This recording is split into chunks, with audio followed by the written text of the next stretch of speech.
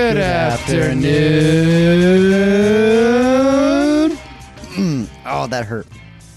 Yeah, you're sick, bro. Yeah, well, maybe a little bit. I'm a little sick. I'm dying here. You love sick? Love sick? What? I'm just asking. No, I don't. What are you sick? Are you sick of love? No, of course not, Nico. How can you be? How dare you? How can you be? Even coming from me, that's an amazing thing to say. Welcome back from your travels. Oh yeah, around the globe. That's right. All the way around the globe to Florida. You know. You got to see every nook and cranny of the globe, or so Walt Disney claimed. Apparently, yeah, that's his agenda. All the alligators you could imagine. Plenty of alligators, actually. I saw a few alligators. It was cool. In the wild? Yeah. Really? Just hanging out? Just hanging out. We were. I'll elaborate on this further, like probably pretty soon. But well, let's do this like right now, shall we? No. I should mention real quick. This is a two-handed podcast. For the first time in a while on this show. I think this is the only time it's ever been you and I. Yeah.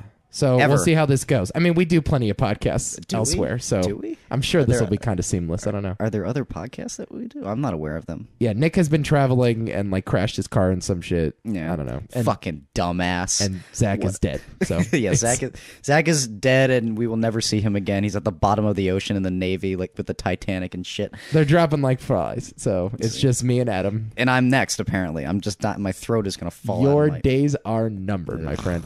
Can you tell me why do I have to die first? Why can't you just go? Why can't I go? Yeah, why can't... Well, the difference is that I'm more likely to die of natural causes, but you're more likely to die of unnatural causes. What do you mean? Well, foul play. Suspicious accident. Maybe. A cold case. I mean, you are more likely the victim of that sort of peril. Like heart disease will take me in about 30 years. I'm the kind of guy who would like drop his keys in the toilet and drown himself on accident or something. That's what I'm trying to say. You finally get me. Yeah. Yes. You're definitely more likely to fall off a cliff. Definitely more likely for the bungee to snap when you're bungee jumping, mostly because you're the only one of us four that would actually go bungee jumping. Oh, absolutely. In fact, I was watching the Bachelorette the other night. Oh, no. Is this going to be a half-hour story about the Bachelorette? Is that what's happening right now? No, of course not. You are so in on the Bachelorette, Of course I've been on the fucking Bachelorette. You are in! Yo, I low-key, like, really kind of loved the last season of The Bachelor. I thought it was actually kind of interesting. I was like, they're actually like deconstructing The Bachelor here. I'm into this shit. Welcome to the world of reality television. Wow. Oh God, I spilled some water. This brings me so much joy. You finally come over to the dark side. Yeah, like the worst of the worst too. But I'm indulging in heroin, that kind of thing. Sure. All sorts of drugs. It's I'm stuck. I'm in a bad place, man. I'm going to give you a rubric of all, or not a rubric, I guess a syllabus, that's what they call it, of all of the television shows from the reality genre that you should try out. I guess I feel like I'm engaged in one that matters. Definitely. It's not necessarily the best thing in the world, but it matters in the realm of reality television. Yeah, I can give you 3 to 4 more that if you watch them, it's like all the secrets of the universe will become unleashed. Yeah. You will 100% understand mankind if you watch these shows. Specifically Big Brother, and Big Brother. Yes. Okay. And it's over. Okay. By the way, premieres tonight on the DVR. Are you fucking kidding me? God damn it. Big Brother.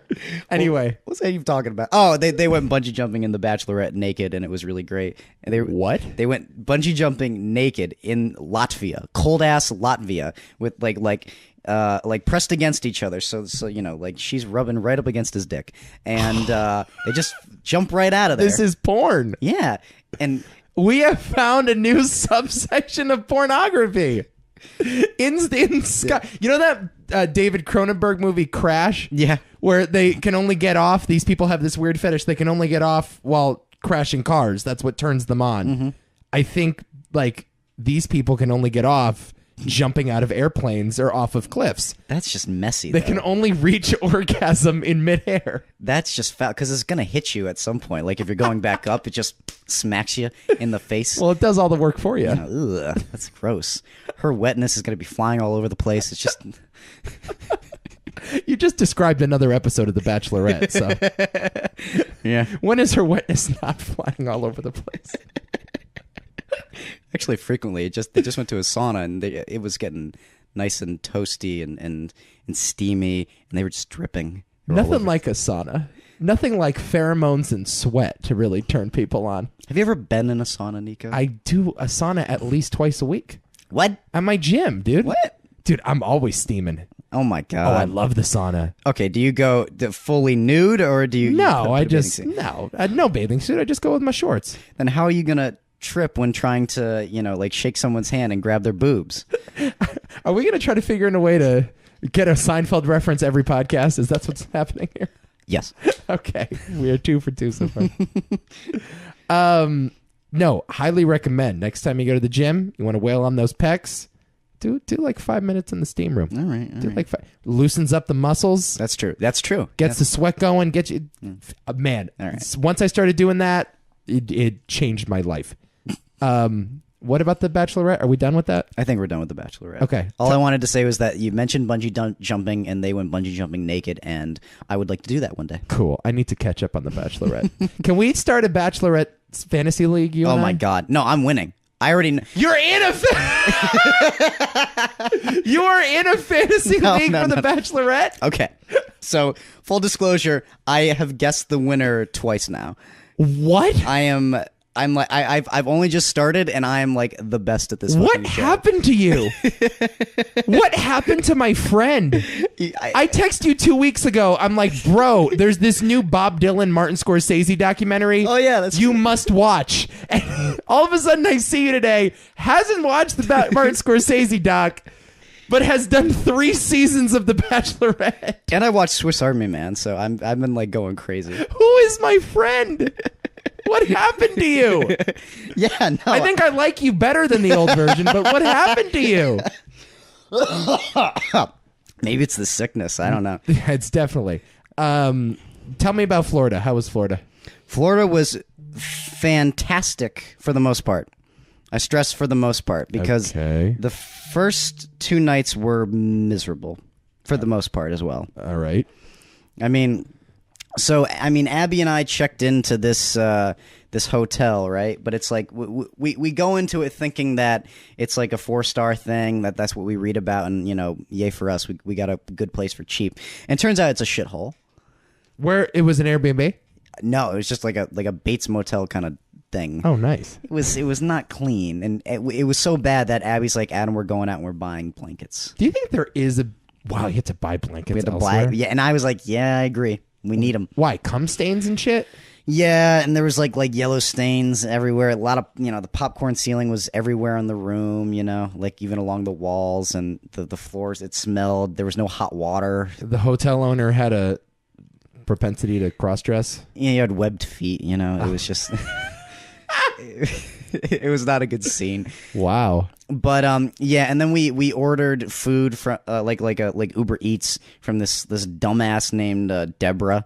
Dumbass Deborah, I guess it fits. And she couldn't speak English. So we're like, well, that doesn't make her a dumbass. That just makes her not bilingual. You're in Florida. You better fucking speak English, okay? You're in America. You speak. It's Confederate country. I don't care. You come to America. We speak English here, even though most of the population are Cuban immigrants. How do you work for Uber and not speak English? Have you ever been in an Uber? Yes. They are all from other countries. What are you talking about? And they all are bilingual. What are you talking about? They're in America and they have I had a deaf Uber driver once. Oh I'm my not God. kidding you. I walked in the Uber. The special instructions were, guy is deaf. He won't talk to you.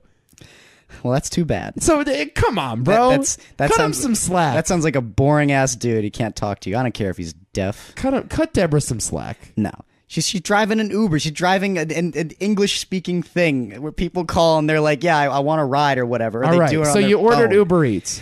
And she parks across the street and it's like a main highway and takes her about another half hour to get us our burgers.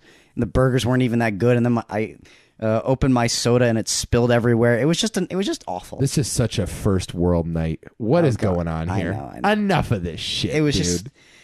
Oh, I spilled my soda and Deborah took too long to get me my burger. She did. You know, I have There was popcorn on the ground. I have no sympathy for Deborah. If you were there, you would have thought the same thing. I feel so bad for you guys on your luxury vacation to the tourist capital of the country. Yeah. I apologize. I'm just saying, Nico, if you were there, you would probably feel the same way. Did your fast passes not work on Treasure Mountain or whatever the fuck it's called? There's no Treasure Mountain. What are you talking about? Enough of the complaining. Anyway. Enough of the first world problems, bro. Not the worst thing that happens, though. All right, what happened? Well, while we were there and we're checking into this line, which is out the fucking door because they don't know how to run their computers. Did Mickey touch you inappropriately, Adam? Mickey touches everybody. Is that where this is going? Every single time I go to Disney, I get my cock fondled by Mickey Mouse. You know, they always have to respond to you in character. That's the thing about Disney World. In character? It's always... Steamboat Willie, all right. Better blow a gasket. Jesus. Anyway, jeez, I want to talk about people dressing up as Mickey Mouse and touching me inappropriately. That's got to be such a fetish, though. Yeah, there's a few of the actors that they hire have to be like that, you would think. Yeah. They bring those little boys and girls into the back. Like Winnie the Pooh especially. And I love Winnie the Pooh, but there was something off about this one. Well, Winnie the Pooh likes getting his ass wiped. We know that. How do you know? By Piglet? Yeah.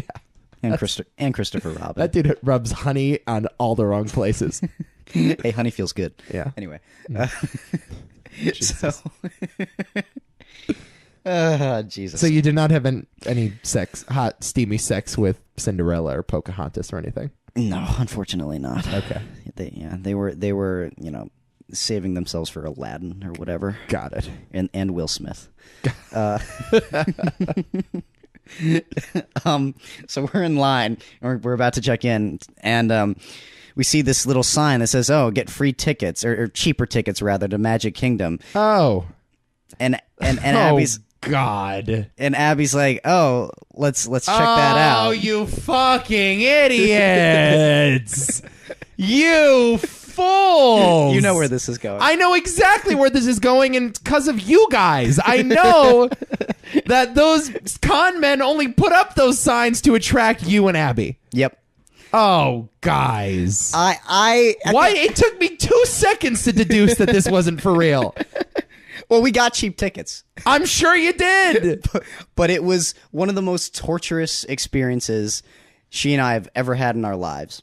Ever. What'd you have to do? Oh my God. So the impression we got from the sign was to get these cheaper tickets, you go to this hotel and you stay for a breakfast, and it only lasts an hour and a half. And after that, you give us your feedback on how you feel about the presentation we give you while you're eating your breakfast, and you're on your merry way. You get your tickets. Oh. So, well, that don't sound too bad. It's pretty bad. Okay. So, you were just focus grouped? That's all it was? That's what we thought. So we go there, and we're waiting for this presentation to happen, and then almost immediately we realize something's wrong because some idiot pulls us aside to take a tour around the entire complex, which he's like, well, it's going to last 2 hours, and I'm going to drive you around, and you're going to see Celebration and all those other fancy places, and you're going to love it. And we're like... Celebration? What is this? It's like a resort area. With This is all in Disney World? Yeah, it's in Orlando. So you've... Wait a minute. The sign was within the grounds of Disney World, not Magic Kingdom? No. The place that we saw the sign for the free tickets was in the hotel. Got it. Yeah, and they're like, yeah, here's the flyer for this place you need to go. That's not actually Magic Kingdom. It's this resort hotel thing that sells timeshares in Disney World. Oh, they were trying to sell you a timeshare. Yeah. Got it. Okay, understood. But we didn't understand that at first. So he's taking us around this big ass resort. It's like village vacation, whatever. I don't even fucking know. And it's going on for like 2 hours, and we're like, all right, well, I guess after this we'll be going back inside and we'll be fine, right? So by the time we actually go back inside to this place, he starts breaking down like a payment plan for us. Oh.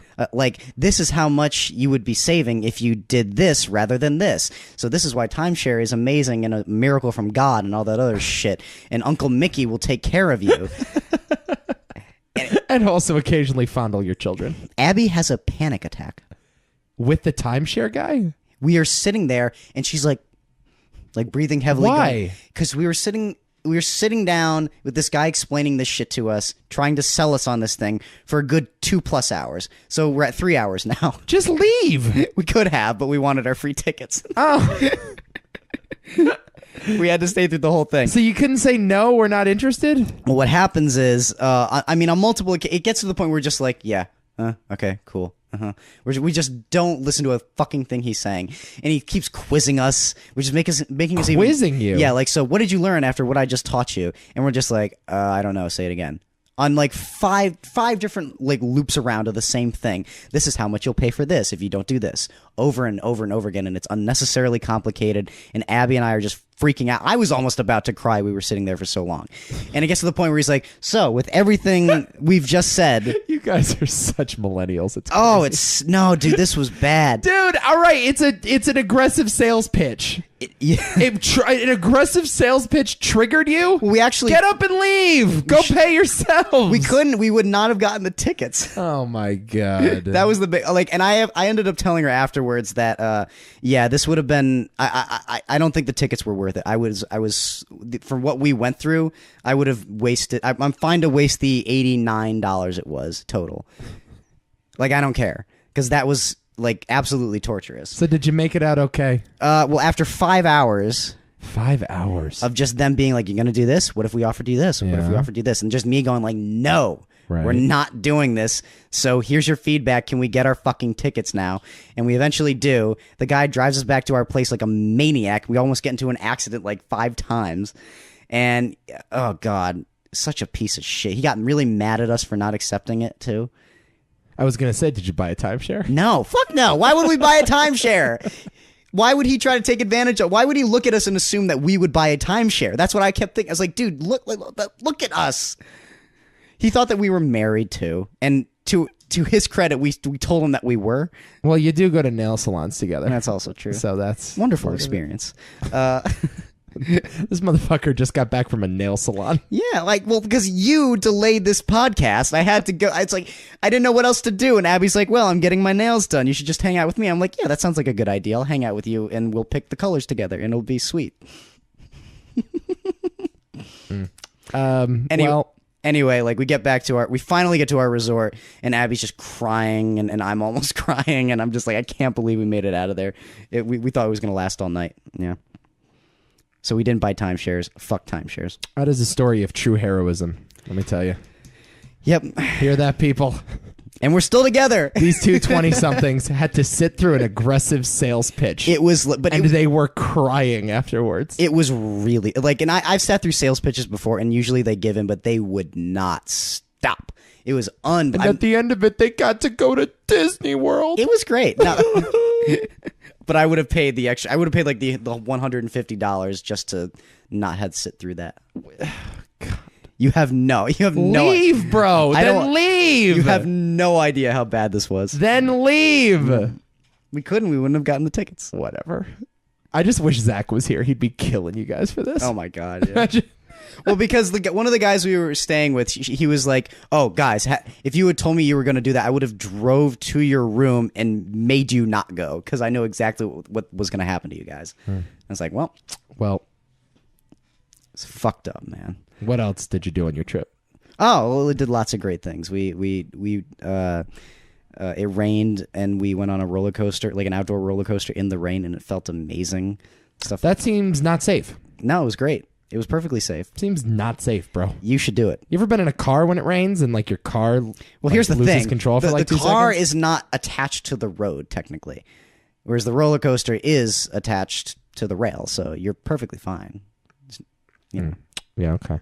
Just say it. Again, this is why you're going to die before me. Because you don't go on roller coasters? Is that why? I just want to explain that. No, I don't go on roller coasters when it's raining outside. That's just a rule of thumb. Do you go on roller coasters ever? Very rarely. Very rarely. They're awesome. I don't do roller coasters. They're awesome. Dude, I went on the freaking Aerosmith ride in Hollywood. That thing is nothing. That is. Disney's Hollywood Resort or whatever. Yeah. Not good.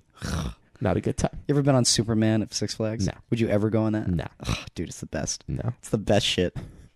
I did that downtime thing once. Oh my God. I wish I could have been there for that. Ah! Yeah, I looked down. I couldn't see anything. I couldn't see my feet. Nope. I'm like, God, is that you? Isn't it great though? I love it. No, it's not great, it's dude. the best feeling ever. Dude, that's not. I love it so much.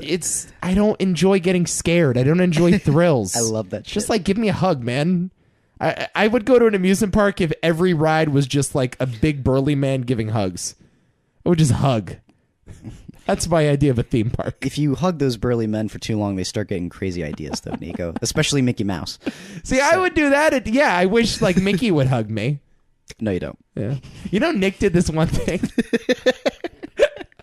I wish he was here to tell this story. Jesus. We were in Disney World like a few years ago. And for some reason, before we went on the trip, this was for high school. This was like a band trip. Nick goes, I'm going to give every Disney princess in Disney World a hug. And he like checked it off like some sort of creepy sex thing. But I don't think it was sexual. Like, I just think he wanted to, he wanted to feel up Cinderella and Sleeping Beauty and shit. So he like went around. I'm not kidding you. He felt up. Well, I don't think he felt him up, but he gave him hugs. Did he grab their ass? He could have done that. I don't know what his motive was, but I do know that every time we ran into a fucking princess, Moana or whatever, Elsa and Anna from Frozen, every time we ran into a princess, he's like, yeah, I told my little sister, who was like 2 years old at the time, that I was going to hug every princess. And they're like, sure, little boy. Yeah, that's creepy as fuck. Everywhere. That is every so single wrong. princess. Oh my God. I think he batted for the cycle that weekend. Did he do well? Did he get he got every single one? I think he did. No, Ariel, though. Why? Ariel's not around? She's in the water, bro. Oh, good point. Ariel is not on land? Can't find Ariel? No, unless he wants to become a mermaid, in which case he did not try hard enough. Is Ariel like at the water parks? Good question. I don't know. Just like going down the water slide and all of a sudden she Holy pops shit! with a snorkel. Or she's wearing like a whole scuba gear, and she's like, "Oh, I'm actually perfectly fine underneath this. You just can't tell." She does that thing where she takes a big gulp of water and starts spitting it out like a fountain. Oh God! Hey, kids! That's so Spit great. this water all sorts of places. Oh man. Anyway, we should probably get to the show, shouldn't we? Favorite Disney princess, go. We've talked about this like 5 fucking times. Favorite Disney princess, go. Oh, God, I don't know, dude. Belle. Yeah, I guess. It's Belle. And then Jasmine. Yeah, I know. You like Jasmine a lot. I do. I've made the date rape Sleeping Beauty joke a million times over, so I won't do that again. I don't know. I need a good answer. I don't have a good answer for you. Why don't you say like Mulan or something? Yeah, that's a progressive answer. I don't know. There you go. Yeah, all right, sure. You say, okay, so you want someone who dresses up as a man. Yeah, exactly. I'll take one of the Frozen princesses. How about that? Okay, there we go. Actually, they're little girls, though. No, that's not good. I was going to say Moana, but I think she's a little girl, too. Yeah, that's the thing. What is... damn it. Weren't most of those princesses, like, kids? Yeah. Cinderella was definitely a kid. Oh, yeah. Yeah. So did we have weird fantasies with... we should not finish this. No, that's what I'm saying, bro. Oh, God. Most of them were kids. Snow White, I guess, was an adult. She was out on her own. Yeah, okay. I never found Snow White hot, though. What about Maleficent? Oh, not a bad answer. Dark girl. Not a bad. She's the emo goth. Oh, I love that. Gives great blowjobs. What makes you think she gives great blowjobs? I don't know. It's just a good instinct. I'm into that. I'm a big like Joan Jett fan. Like if I would have had the biggest crush on Joan Jett, like if I had grown up in that time. So. Is that right? Yeah. Did you like the chick from Paramore and shit? Or are you like into like those weird goth? Nah, not goth. It's Amy Winehouse. Yeah, I do like Amy. Yeah. Yeah. Yeah. Oh, you find Amy Winehouse attractive? Yeah. God rest her soul. Yeah, I do. Okay. She didn't find herself attractive, but that's too bad. Different issue. Let's get to it. Anything else you got to get off your chest? I think we're good. I think we can talk about a stupid ass movie. Okay. I kind of resent the fact that you called it stupid ass. Okay, just a stupid movie. Yeah. In a good way.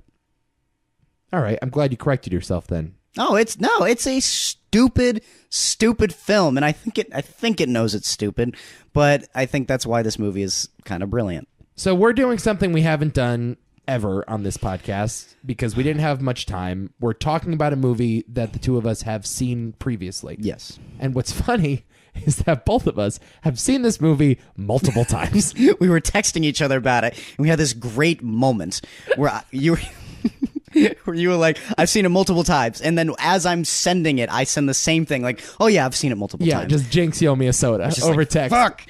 So, yeah, we're fans. We're fans. This movie is called Rubber. Yes. It's from 2010, and it's directed by a guy named Quentin Dupieux. Like Pepe? Le Pew? Okay. Le Pew. Quentin Dupieux. It's an independent film. I believe had a budget of around $100 million. No, 100,000. I always make that mistake. $500,000. It's listed on Wikipedia as having a budget that small. That's about right. I watched this movie my first week of college. I was getting to know the kids in my dorm, and like we were just hanging out in my room. We're like, let's watch a shitty movie. And my roommate suggested Rubber, and like 8 of us watched Rubber, and it blew my mind. So much so that 2 months later, I'm at this party with Nick Evangelista and friends. We're at his house, and I'm like, guys, stop whatever you're doing. Quit drinking. Quit doing whatever drugs you're doing. Time to sit down and watch Rubber. And so we did it. Interesting. And I still ride for this movie. So do I. I still ride for it. Yeah. I will ride for this movie forever. For funny experience with me though, because I saw this movie a little bit later. I saw it while I was making Exposition for a Murder. Oh, and well, that explains a lot. Well, not while I was writing it, but maybe some of the shots I used in that movie. Anyway, Exposition for a Murder is Adam's short film, by the way. Yes. Yeah.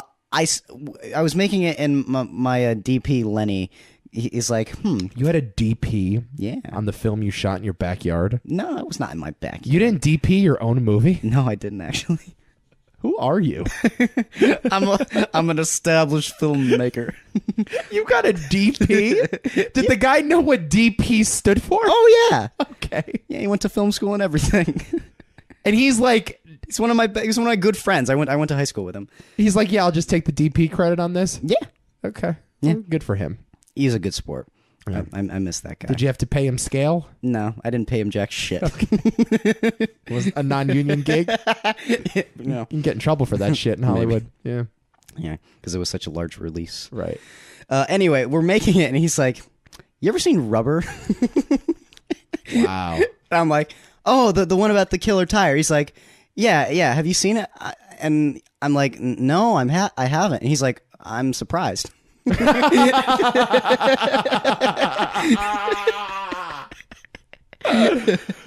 Right. And then I watched it, and I'm like, oh God, he's absolutely right. Yeah, you just made the same movie. You and Quentin Dupieux made the exact same movie. Not so much in like content, just the attitude of the movie to a T. Right. I was like, whoa. Yeah. Yeah, I could have made this movie.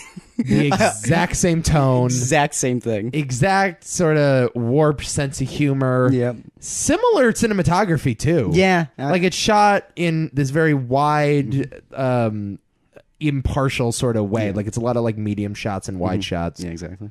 And yeah, I would say, I mean, there's certainly the same amount of irreverence Oh, yeah. toward movie making. I'm not sure like thematically if they mesh all that much. No, but irreverence, absolutely, especially with how the fourth wall is broken at times. Sure. Yeah.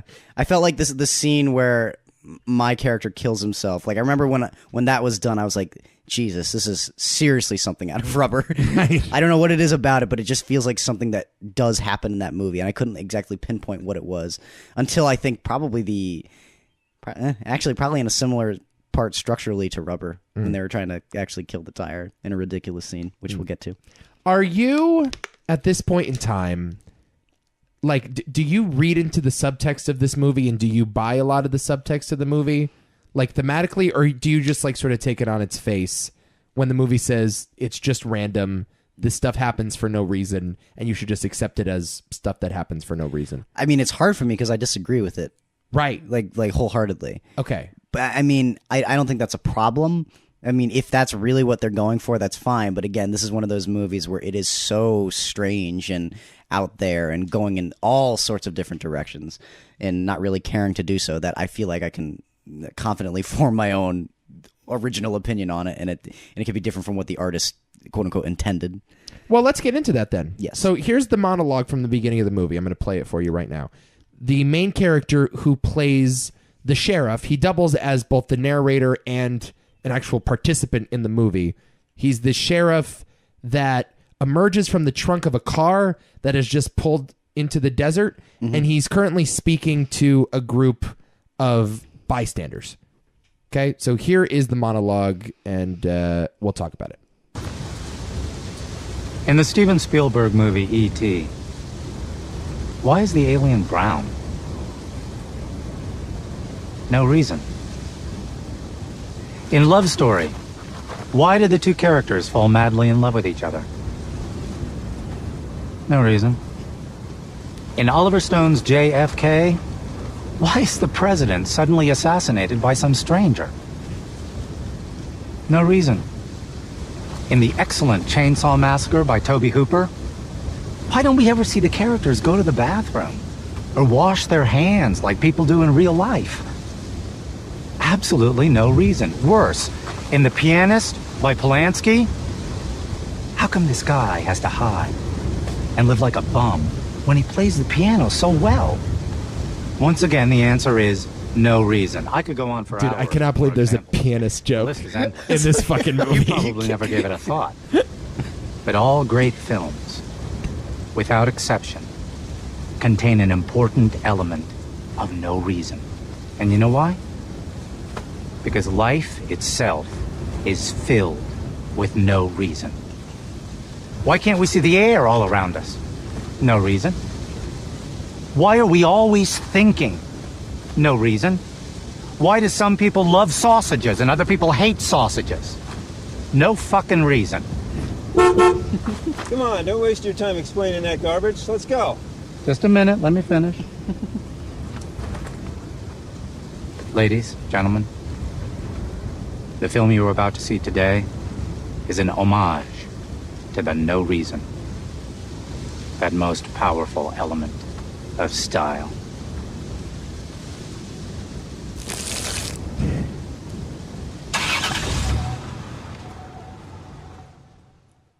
Okay. So you disagree with that monologue? Well, I mean, on a literal level, yeah, because I'm like, no, there's reasons for all of that Right, stuff. yeah, exactly right. And what he's confusing is that there's a difference between things that have no reason and things that don't matter. Like you could, the reason you don't see people go to the bathroom in the Texas Chainsaw Massacre is because that detail does not matter to tell that story. Right, it would waste time. But that's the reason behind it. Sure. Yeah, there's a reason why it's omitted. Yes, exactly. To make the movie more pleasurable. I love how my favorite example is the pianist one, because he goes crazy, like it's the worst. He plays the piano so well, and why does he live like a bum? He's in Nazi Germany. He's a Jew. He's a Jew in Nazi Germany.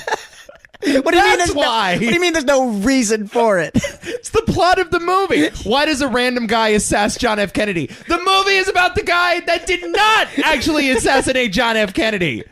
It's a conspiracy movie. It's like, that's the point of the film. It's like, no, you're 100% right. But again, like why is the even the simple ones, like why is the alien brown? It's like, well, because someone in the art department was like, this looks the most appealing to audiences. It's very human-like. We're gonna go with that because it's cute. Right. Why does it have to be the color brown? Doesn't matter. Why can't we see the air around us? What? I mean, I'm sure like some scientists could give you an explanation. We can't see the molecules. It's transparent. We can't see. Oh my God. Why do we go about thinking? Like, what kind of question is that? What kind of existential question is that? That's an interesting question, I guess. But there's a reason for it. Yes.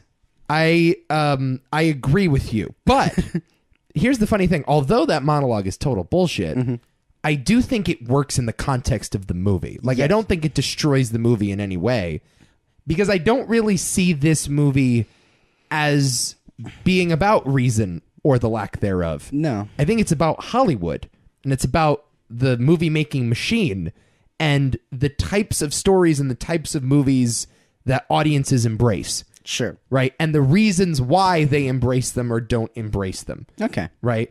The movie, I'll just get into it. So the narrator here is speaking to this crowd of people. He is describing a movie that is about to take place, but it's not a movie projected on a screen. Rather, this audience is watching the events unfold from afar. Yep. So the guy just hands them a bunch of binoculars, and they're watching these events go down in a town, a few miles down the road. And I guess the assumption is that everything happening is fake, and it's being put on for the pleasure of the audience. But as it turns out, that logic breaks as well. I'll get into the plot. I guess I'll just read the plot here. So... because it sort of defies explanation. I mean, the premise, even just getting into what the movie is about on the most basic level, it's like a tire has telekinetic powers, and it can blow people's heads up, and it kind of falls in love. Right. And people try to kill it eventually. In the late 1990s, somewhere in a California desert, a tire named Robert, we know that because it's credited as Robert in the credits. Exactly. So good. Suddenly comes to life. At first, he learns how to stand upright and then how to roll. He comes across a plastic... I love this scene, by the way. He comes across a plastic water bottle and after hesitating, crushes it. Comes across a scorpion and crushes it. And finally comes across a giant glass beer bottle, but is unable to crush it by rolling over it. Robert discovers he can telekinetically, or psychokinetically, I should say, cause the bottle to fracture. He tests his newfound powers on a tin can and a rabbit, making them explode. So this was the moment when I'm first watching the movie. I'm like, oh, wait a minute. Oh, when the tire starts moving? This is something. This is something. I actually thought the puppetry here, and most of this was done, I think, with just a string off camera. I don't actually know how a lot of it was done. I'm pretty sure it was all practical effects. I actually thought like the visual storytelling was quite good. Oh yeah, and it reminded me of some of the shit that Pixar used to do back in the day. Well, it's fun. Yeah, it's interesting, but it's not. I mean, there's hardly any CGI, but it's also because there's not that much dialogue in the movie, right? At least not as much as mainstream films. Not to say that this is mainstream. No, not at all. But yeah, it lends itself to. It's also very independent. Yes. And we could argue whether or not the film gets away with itself, or runs away with itself, rather, in certain moments, I guess. But yeah, it's one of those movies where it's like, you know what, I don't care how absurd this is. I'm into this movie right off of the bat when he crushes the bottle. Yeah. There's just something about that I just kind of love. Yeah, I can't believe I'm saying this, but the tire kind of does feel like a real character. Yeah, he does. Which is what I appreciate. And that's why... Although, I guess here's the distinction. You might knock it as a screenplay, but you can appreciate it as a work of direction. Yeah. Because I actually think it's a pretty competently directed movie. The camera's put in the right place. Oh, yeah. It's subtly done. It looks really good. Like, it doesn't look cheap. No. The cinematography is quite good, actually. The camera itself, like, there's something about low-budget cameras. You can always tell that it's low budget, but again, what makes it work more is, again, like you said, the placement of said camera, or the way they move it. Right. Or what they decide to show and what they decide to not show, that kind of thing. That's good cinematography. But, yeah, like, for all the movie's worth, it is a lot better than I thought it was going to be. Because I think when I went into it, I was expecting something like I guess... like on the level of like Surf Nazis Must Die. Right. Honestly. Just a cheap blaxploitation exploitation movie. Yeah, exactly. But it's also around the time that I had seen like Hobo with a Shotgun. I'm not kidding you, Adam. Ooh. I'm not. I watched them the same fucking day. Wow. I'm not kidding. This was the same day in college. We watched these movies back to back in my dorm room. Oh my God. That was my day. Holy shit. That's weird. Hobo with a Shotgun, I think, followed by Rubber. Rubber was the chaser. That's a good night. Hobo with the shotgun was the lead off. I like Hobo with a shotgun. I kind of do as well. Yeah. Dude, the violence in that movie is so hilarious to me. Funny. Dude, when the guy's like arm falls off and he uses the bone to like lift the sewage cap. It's so stupid. Wow. I'm like, who comes up with this shit? I love the guy with the manhole cover and he gets his head cut off and then they're just bathing in the blood. But the problem is that his body is still sitting there. Like, shouldn't it just fall down into the sewer? No. Not well. It's a movie where a hobo gets a shotgun, so a lot of the logic is kind of... It's very unrealistic. Yeah, it is. A little bit. Yeah. Yeah, I really thought about the Pixar lamp the first time I saw that shit. I can see that. You learn a lot of information about this inanimate object because of where the camera is placed. And actually, the movement of the tire, too, although it's not like a horribly complex idea that they're trying to articulate, you go through all those motions. Like the tire wakes up, understands what it means to be alive, understands what its powers are, and then because he's just a tire without a soul or a conscience, he just uses those powers for bad and not good. I suppose, but I would actually argue that he kind of does have a soul and a conscience. I guess. I mean, especially towards the end, when there's a weird arc with him where he kind of loses faith in humanity. It's like, what? A tire losing faith in humanity as if he had humanity to begin with. It's like, you know what? Maybe there is no logic in this movie. Robert then sees a woman drive by and attempts to use his powers on her. However, he only succeeds in making her car stall. As the tire begins to roll toward her stalled car, a truck comes by and runs him over. This breaks the connection, allowing the woman's car to start again, and she continues on her way. The tire explodes a pied crow, then finds the man that had been driving the truck, which ran him over, and blows up his head. Very simple plot.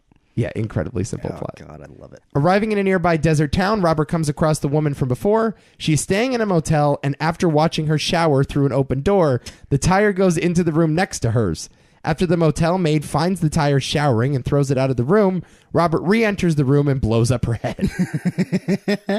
Chad, the sheriff from the opening of the movie, shows up to investigate the murders. So this is when I'm like, okay, the sheriff is now a character in the plot. Yes. What does that mean? Right? And it's interesting because now, and from the movie audience's perspective, 2 days have passed and most of them are starving. The accountant wakes them up and presents them with a roast turkey. Shortly thereafter, they begin suffering intense abdominal pains. Back in the story proper, Chad is interrogating the motel owner only to stop abruptly when an alarm goes off. He announces the poison from the turkey has had time to do its work and tries to urge the other characters to go home, since the audience is dead and the movie can now be over. The accountant then informs Chad that one of the audience members, a wheelchair-bound man, had not eaten the poisoned food, and so the movie has not indeed ended. It's an interesting thought.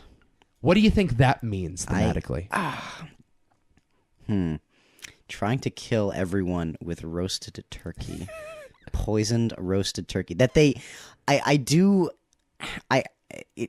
start by like tearing it apart like zombies. Right. Like they're like ravenous, like they just eat it up like they're animals. I think the guy with the old man with the binoculars in the chair, I think he says something like that where he's like animals or something, and he just keeps watching the movie. Does it have something to say about contemporary audiences? I think so. I would say so, maybe. But I'm trying to. I was always trying to understand if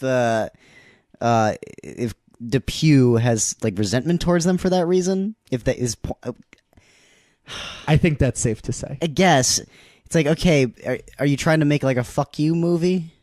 I think that's pretty safe to say. Okay. I think Quentin Dupieux, more likely than not, has some hang-ups with both audience members and like the mainstream movie executive. Sure.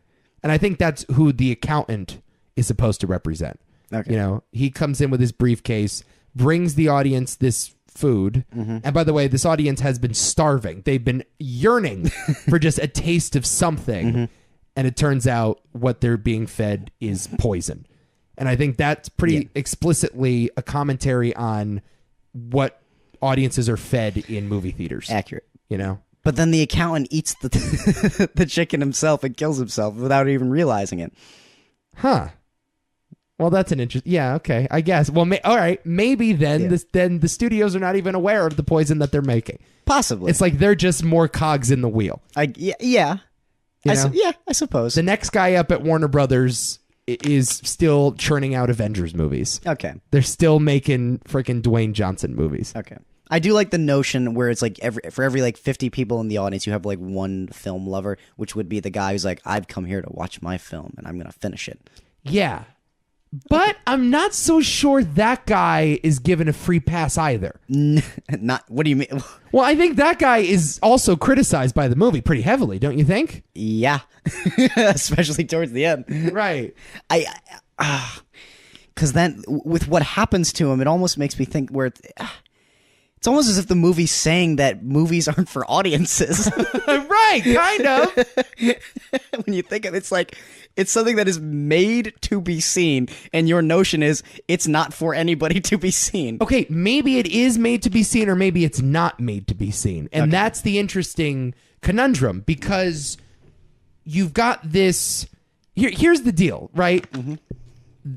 At the end... maybe I'm... should we get to it at the end? I want to talk about what happens at the end credits. Okay. Do you recall what happens at the end credits? During the end credits or the ending of the film? During the end credits. No, I don't recall. Okay, we'll talk about that a little bit later then.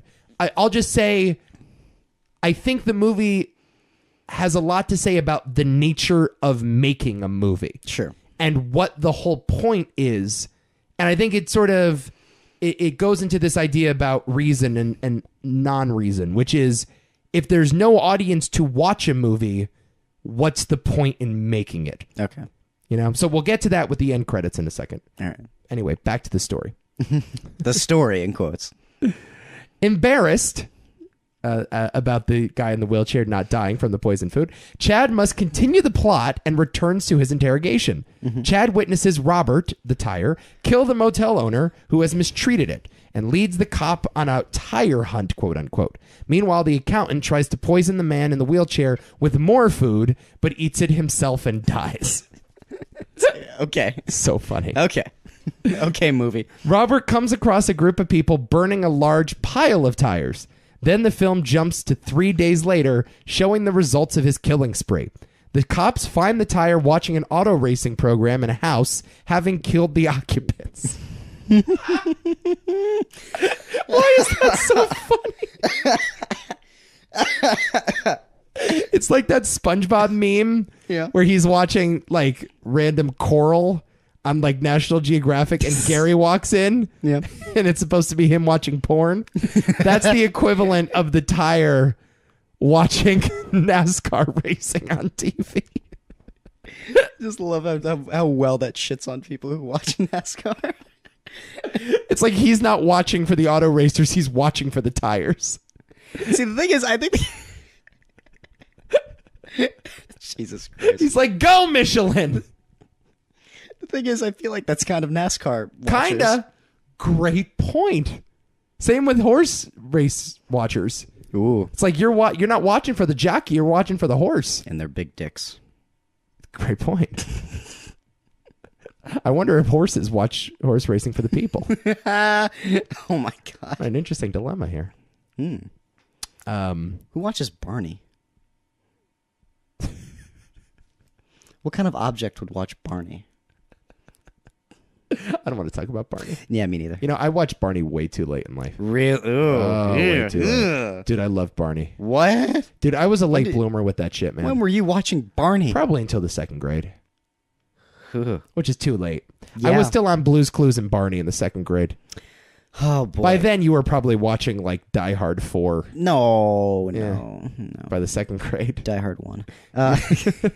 No. What was I watching? When I was, like, a kindergarten or preschool or whatever, I was watching Bear's Big Blue House. Love that show. Yeah. And then... First grade, you moved into Last Tango in Paris. It was all downhill. Showgirls, man. Come on. It was all downhill from there. Anyway, Chad rigs a mannequin resembling the woman Robert is interested in with dynamite, intending for the tire to blow up the mannequin's head, thereby also blowing himself up. However, when Robert destroys the mannequin's head, the dynamite does not explode. The man in the wheelchair mocks Chad for his failed plan, enraging Chad enough to unceremoniously end the film by simply shooting Robert with a shotgun off screen. After which he tosses the remains to the man in the wheelchair, who continues to criticize him for the anticlimax. Almost immediately, Robert emerges from the house reborn as a tricycle, prompting the man in the wheelchair to protest to Chad that the film isn't over. Failing, he protests to Robert that he is an audience member and can't be killed, which the tricycle proves wrong by exploding his head. Yep. I think he explodes the entire fucking chair. Actually. Yeah, that's right. I'm pretty sure he just like blows up because of how pissed. Why is his name Robert? No reason. Fucking hell. That's my middle name. Robert begins rolling down the road, recruiting an army of tires along the way, eventually rolling to Hollywood, where the film concludes. And there it is. Yeah. There it is. There it is right there. I take the tricycle at the end to be like reboots and remakes. You know? Maybe. It's like the constant reincarnation of the same story. Oh no, it's not over. He was reincarnated as a tricycle. Actual dialogue in the movie. It's great stuff. Yeah, I think you were right, though, when you say that it's critical of the whole filmmaking process. Mm-hmm. Because the critic or the movie fan, let's say the guy in the wheelchair is a stand-in for you and I. Sure. And the other audience members that eat the turkey are like our parents, you know? Or like unfortunately, my brother. I hate to say it, but yeah, unfortunately. Right. Yeah. I'm not sure who it comes off worse for. I think that's the point, though. Right. I feel like it's equally as like spiteful of both sides, which is kind of interesting. Because Quentin Dupieux clearly fits into one of these categories. Sure. I would imagine anyway. Which, again, makes me... It's weird because it almost makes me want to say that this film is pretentious. Right. But I still kind of dig it. Well, I think some of the ideas are pretentious. Oh, yeah. Yeah, I think they are. I think the guy's just angry. Which is possible. Everyone gets angry, most notably Darren Aronofsky. Yeah, well, that's true. But I think the guy is just angry at the system. And he's been trying to work in it. And not only has he caught flack from the studios, but he's also caught flack from the audiences. Yes. And I think there are just no winners when that sort of, you know... When you're a guy like Quentin Dupieux, it's hard to look at Hollywood with any affection. Making movies about tires that blow up people's heads. What do you expect, dude? Yeah. But maybe the movie is like a representation of how his whole history with Hollywood has been, or with the filmmaking industry in general.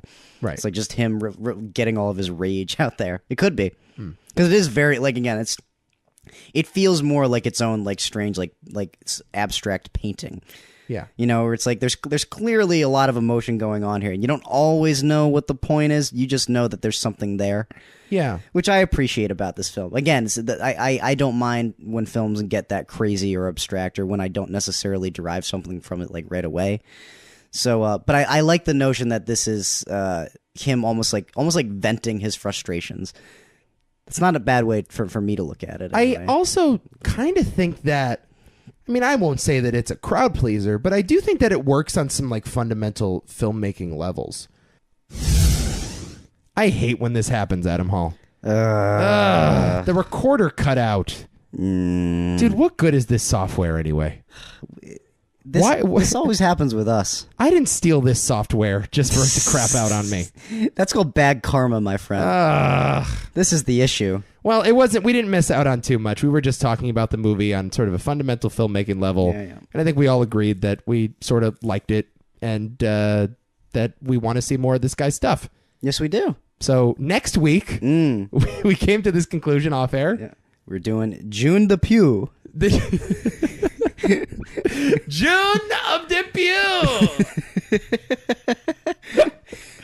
Copyright Adam Hall, by the way. That is my quote. I will not let you have it. Quentin Dupieux's follow-up to Rubber was a movie called Wrong. Yes. And we sat here through the trailer. I won't do that again. Go look up the trailer for this movie, Wrong. It's pretty amazing. Yeah, it's quite remarkable. Yes. We'll be watching that next week. Nick and I, and it is streaming, I believe, on the Tubi app, as well as what did I say, Panoply, something like that. It's everywhere. It's playing in theaters right now. I'm sure you can find it on YouTube or some shit. Fandor is the name of the app. There you go. You can stream Wrong. We'll be discussing it next week. Yes, as you said, Rubber is this guy's drawing. Yeah, I said it's every artist makes their drawings and they put them up in their room, and this is Quentin Dupieux's drawing that he puts up in his room, and it's his. And I'm into it. I'm fine. Yeah. Again, and I said thematically, I think it's very, very muddled, but I dig it. Yeah. Yeah. We also played Drew Carey. Yes. You know what? Let's do it again. All right. Are we doing the same numbers? No, we'll do something different. Okay.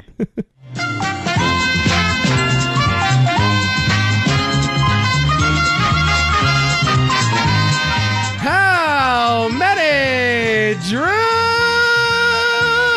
Careys? What are we doing? I'm sorry that I had to feign enthusiasm for that. I know. Like, I'm upset. We had a good one, too. Well, most of the podcast wasn't cut off. It was just like, 10 minutes? All right. That's fine. But this was a good 10 minutes. It was. This was a quality 10 minutes. It was a hot 10 minutes. Yes, it was. It's all right. Steaming. So, we before we got cut off, we played the price of one Michelin tire. And I guessed $60. Adam guessed $65, and it turned out to be $69. Yeah. And, I've never even installed a tire before, so I'm taking that as a win. didn't have a ton of knowledge. But hey, maybe we're just making this up. Maybe it didn't happen. How do we know? Okay, I was going to look up the price of, or the net worth, rather, of the founder of Michelin. Okay. Turns out Michelin has been around since 1889. What? What have they been doing? Making cars? They just, I don't know. Doing tires for cars? What the hell have they been doing? Sure, the horse and buggy required some tires. No, it required wood-ass tires. Maybe they were making wood-ass tires. Maybe. Andre and Eduardo Michelin. That's a great name. I really love the name Michelin. It's just an awesome name. So let me look up the Michelin CEO. The CEO of Michelin is a guy by the name of, he hasn't been around for that long. All right, I'm just going to look up the net worth of Mr. Michelin. How about that? Mr. Michelin. The net worth of Drew Carey is $165 million. How much is the Michelin Man? Whoever owns Michelin. Okay. How much is the Michelin Man worth? Whoever the owner of Michelin is, how much do you think that he's worth? I think he is worth... I think he's worth 2 Drew Careys. Okay. No, I'll go 3. Okay. Wait, so hold on a second. Maybe this is... Well, I'm not really sure I can find this guy is the problem. Because it's the owner of the company, the CEO. Well, no, the CEO is not necessarily the owner. The CEO is the CEO. Okay. The CEO just is like an employee of the company. Okay. What I'm trying to figure out is like who... All right, we'll do this guy. Jean-Dominique Senard. What's his official title? CEO. Okay. Yeah. We'll look up his net worth. Okay, I will... What do you think he's worth? I'll say he's worth 5 Drew Careys. So that is 165 times 5. 825 million dollars. Okay. I'll just go with one Drew Carey. Okay. Let's keep it round. Keep it simple. All right. Okay. Here we go. The actual net worth of Jean-Dominique Senard, CEO of the Michelin Corporation, is... Oh, God, this is terrible. Okay. What is it? I can't find it. Damn. I have his salary. What's his salary? Like $3 million a year. Oh, okay. Hold on, we're gonna get this. Net worth. Okay, here we go. Oh. What? Yeah, he's not worth that much. Okay. You know what? I give up on this game. Fuck this game. Let me tell you. I'll tell you this. Michelin average revenue or revenue of 2018, $22 billion. Whoa. So we'll say you win. How about that? Fine. I don't feel like I won, but okay. We all lost. Yes. Damn after it. this damn podcast. Fucking that 10 minutes. Fuck your software. I hate this. I know. I hate this so much. I hate it too. Oh, it's the worst feeling. I do not wish this on my worst enemy, man. Like, this must be what hell's like. When you pour your heart and soul into a podcast and it just deletes off your computer. Ugh. Oh, man, I can't wait to meet you in hell and just be like, oh, Nico, this is what you got stuck with? You'll be recording podcasts all day, but no one will ever hear them. That sucks. That's hell. That's pretty bad. I think that's what rubber is about. Doing podcasts that don't record. Yeah. I love movies that no one sees. What an epiphany. I know. All right. That's it. You and I have another podcast coming this week. Tomorrow. Are we doing that tomorrow? Yeah. Cool. I actually may not be able to do it tomorrow. What? Yeah, we'll talk. We can do Friday. Yeah, we can do Friday if you want to do that. All right, we'll talk. I'm down. Okay, yeah. We are finishing our 1999 series on the Movie Hall of Fame. Okay. You can find that on the website, toomanythoughtsmedia.com or tmt.media. Mm-hmm. Subscribe on iTunes, Apple Podcasts, wherever, Spotify. Those are the same thing. Spotify, Stitcher, it's available everywhere, including this show. Yep. All the shows, they're available online. You can find them. Give us a follow on Twitter at TMT_media. And I am very much looking forward to this Movie Hall of Fame podcast. I realized that I seriously fucked up, by the way, in terms of my nominations. Oh, you don't say. No, but like you don't the say. way I spaced it, I realized like what like based on the choices that we're gonna have, I'm gonna be like, wow, it disappoints me that this one movie. We'll get to that, but all I'm saying is that I seriously fucked up on my nominations, and I'm sorry to all you loyal listeners of Movie Hall of Fame. Are you saying that your list was too strong and my list was too weak? Yeah. Is that your implication? Slightly. Wait a minute. You're the one with South Park Bigger, Longer, and Uncut, dude, no on the list. Well, I need to explain. I can't give it away now. What you're saying is that both Fight Club and Matrix should be in. Is that what you're saying? That's exactly what I'm saying. I disagree. Dude, I disagree. Dude, this is the game, bro. You're crazy. We set the rules. You are insane if you think that Matrix and Fight Club should not be the two inductees. Dude, I honestly believe, and I believe this in my heart of hearts, that my set of nominees is stronger than yours. Ah, you're so wrong. I do. I believe that in my soul, dude. You can believe it. It doesn't make you right. I believe it in my soul. Good for you. I think the people also believe in the rules of Mormonism, so go to hell. Dude, do you know how good all of these movies are? They're phenomenal. We're going to discuss 6 great movies. They are phenomenal Capital movies. G great movies. I just discovered a wonderful, amazing movie that I'm like head over heels in love with. I know, and that could get in. You never know. But it's not better than Fight Club. I disagree. Loser. That's available on the website. Here, Adam and I argue like this each and every week. Movie Hall of Fame. It's a fun show. Mm-hmm. All right. We'll be back with June of Dupieux.